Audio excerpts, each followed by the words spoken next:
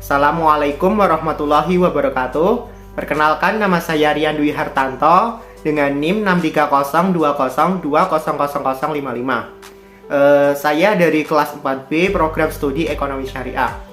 Pada kesempatan kali ini, saya akan mempresentasikan hasil analisa studi kelayakan bisnis saya, yakni bisnis ayam petelur.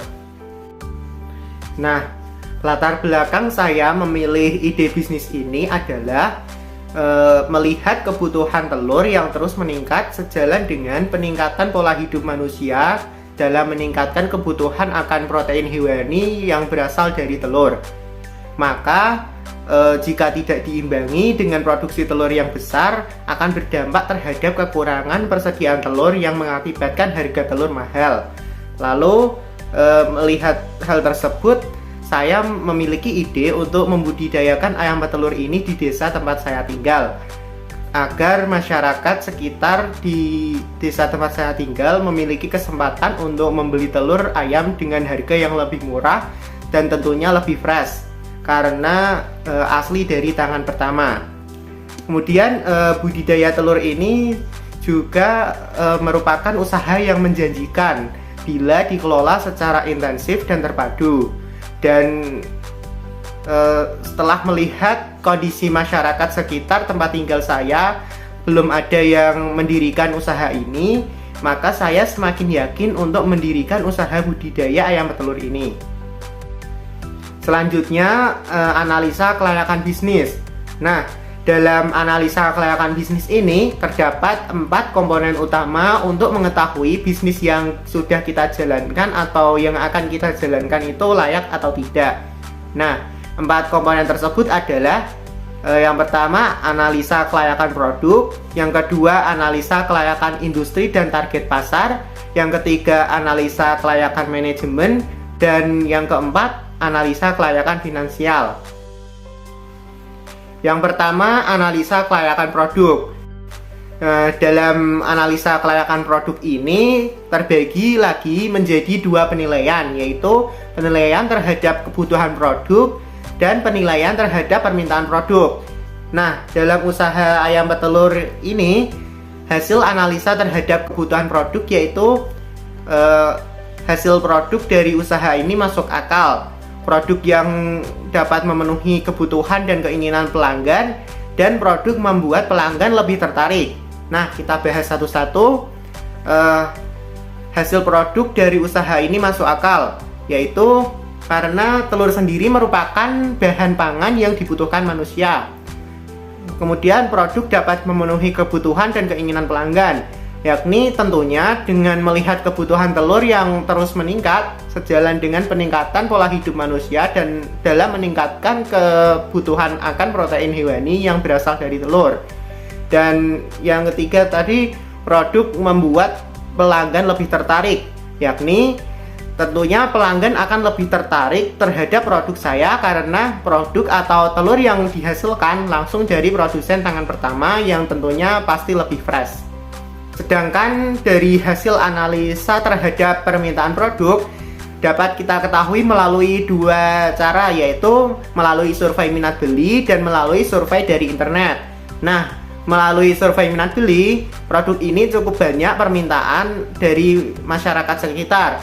Sedangkan melalui survei dari internet, permintaan telur pun diketahui terus meningkat. Maka dapat disimpulkan usaha ini lolos dari analisa kelayakan produk. Dengan melihat produk yang dihasilkan dapat memenuhi kebutuhan dan keinginan pelanggan, serta permintaan produk yang akan terus meningkat. Apalagi dengan produksi telur yang besar akan menjauhkan dampak dari kekurangan persediaan telur dan mencegah harga telur yang mahal.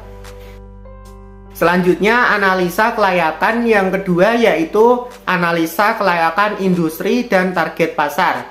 Nah, dalam analisa kelayakan industri dan target pasar ini juga dibagi lagi menjadi 2 penilaian, yaitu penilaian terhadap daya tarik industri dan daya tarik target pasar.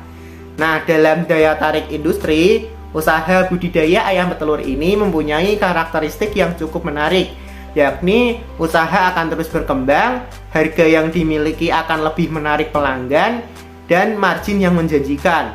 Nah, kita bahas dari usaha yang akan terus berkembang, yakni dengan melihat kebutuhan telur yang terus meningkat, maka diyakini bahwa usaha ini akan terus berkembang.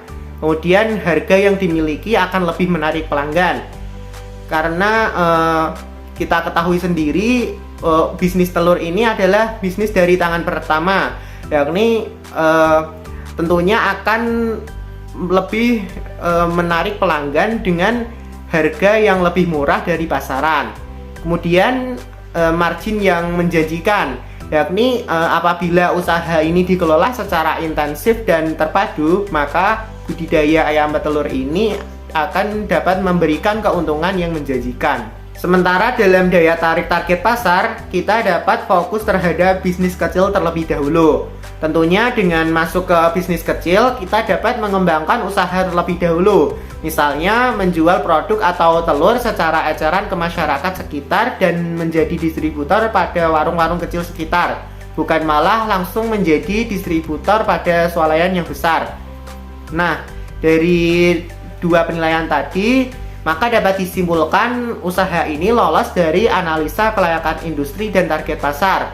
Dengan melihat usaha yang dilakukan akan terus berkembang, harga yang dimiliki pun lebih menarik pelanggan, dan margin yang didapatkan pun lebih menjanjikan. Selanjutnya analisa yang ketiga, yakni analisa kelayakan manajemen.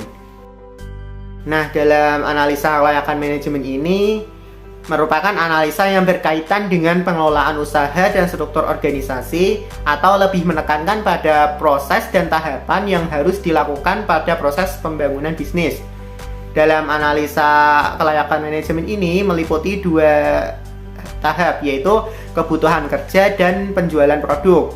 Yang pertama, kebutuhan kerja. Dalam pengelolaan usaha ini, pemilik usaha atau saya belum membutuhkan karyawan, karena usaha yang dijalankan masih baru dan belum begitu besar. Namun pemilik usaha atau saya selalu tepat waktu dalam mengurus bisnis ini dan ulet dalam mengurus usaha ini, sehingga dapat menghasilkan telur yang berkualitas untuk dipasarkan. Nah, kemudian dalam penjualan produk, pendistribusian hasil produksi telur ini dilakukan dengan menjual telur secara eceran ke masyarakat sekitar dan menjadi distributor pada warung-warung kecil sekitar. Kemudian secara perlahan akan berkembang menjadi distributor di pasaran atau swalayan-swalayan. Nah, melalui dua tahap tersebut dapat disimpulkan bahwa usaha ini lolos dari analisa kelayakan manajemen dengan melihat produk atau telur yang dihasilkan berkualitas untuk dipasarkan, dan penjualan produk dilakukan dengan strategi, yakni secara bertahap dari usaha kecil ke usaha besar.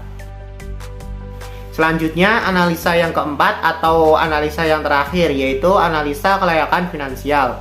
Nah, dalam analisa ini saya menganalisa produksi selama 1 bulan. Jadi perhitungan dalam analisa kelayakan finansial ini adalah perhitungan per bulan. Nah, mari kita lihat rincian-rincian dari biaya-biaya bisnis ini. Yang pertama, investasi alat dan bahan.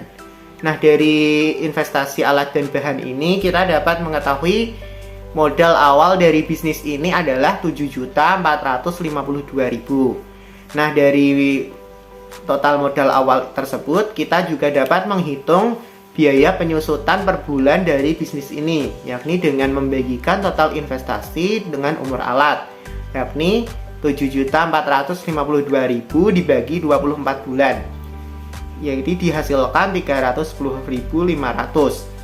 Nah, dari umur alat tadi kan diambil 24 bulan karena disesuaikan dengan usia produktif ayam petelur ini. Selanjutnya, biaya tetap dan biaya tidak tetap.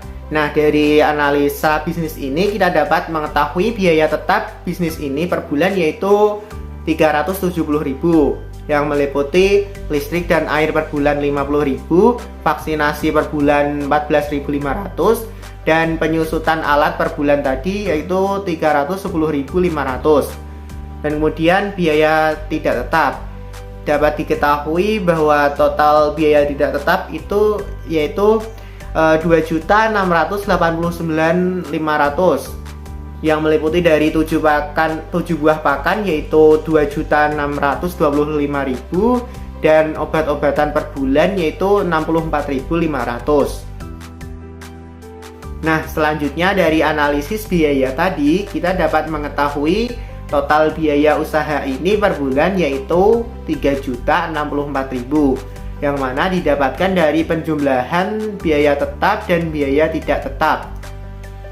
Kemudian kita juga dapat mengetahui total penerimaan usaha ini per bulan yaitu 6 juta dengan mengasumsikan harga satu butir telur itu 2.000, dan karena sehari menghasilkan 100 butir telur yaitu berarti satu hari menghasilkan 200.000, kemudian satu bulan jadi menghasilkan 6 juta.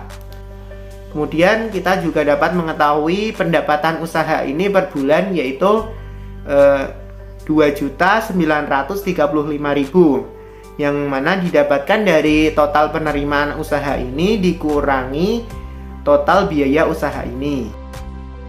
Selanjutnya dari total pendapatan usaha dan total biaya usaha yang sudah kita ketahui tadi, kita dapat gunakan untuk mengetahui apakah usaha yang dijalankan layak atau tidak dari segi finansial.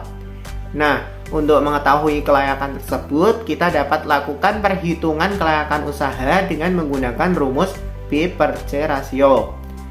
Yang ini dari perhitungan rumus didapatkan bahwa hasil perhitungan rumus B per C rasio yaitu 0,96, yang mana 0,96 tersebut didapatkan dari pembagian total pendapatan usaha dengan total biaya usaha, yakni 2.935.500 dibagi 3.064.500 dihasilkan 0,96. Nah, dari perhitungan B per C rasio yang dilakukan diketahui bahwa rasio pendapatan terhadap biaya yang dikeluarkan sebesar 0,96, artinya bahwa B per C lebih dari 1, dan secara ekonomis usaha ini layak untuk dilaksanakan. Nah, itulah hasil analisa kelayakan bisnis saya, yakni bisnis ayam petelur. Dari hasil analisa tadi terbukti bahwa bisnis ayam petelur ini layak untuk dijalankan. Sekian yang dapat saya sampaikan. Mohon maaf apabila banyak kekurangan dan kesalahan. Wabillahi taufiq wal hidayah. Wassalamualaikum warahmatullahi wabarakatuh. Terima kasih.